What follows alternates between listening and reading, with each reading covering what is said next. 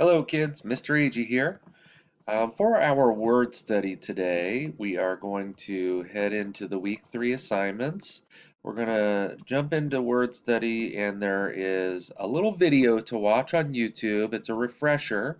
From last week. We talked about consonant, vowel, consonant words that have a short vowel sound. So anytime you've got this pattern CVC, the vast majority of the time, this vowel is going to have its short sound. So A sounds like ah, E sounds like eh, I sounds like I, O sounds like ah, and U sounds like But when we add this silent magic E to the end of that pattern, suddenly this vowel will say its name. So the A will say A, the E will say E, the I will say I, the O will say O, and the U could say oo or you.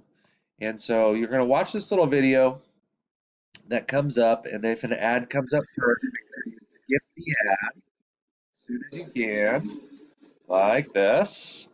And there will be a phonics activity in which you are actually sounding out the words with the leader. So fit in becomes fine.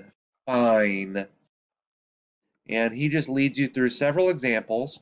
Now, while he's doing that, um, or afterwards, either way, any words that you don't have in your word study list, um, that you've already started a list of CVC to CVC silent E words. I want you to continue adding to that list. So um, we've got words like rat. This is a consonant, vowel, consonant. So we hear the ah in the vowel. But when we add this silent magic E to the end, it makes this A say its name. Ate.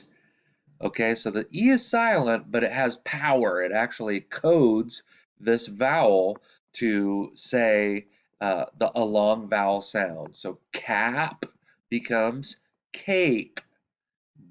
It becomes bite.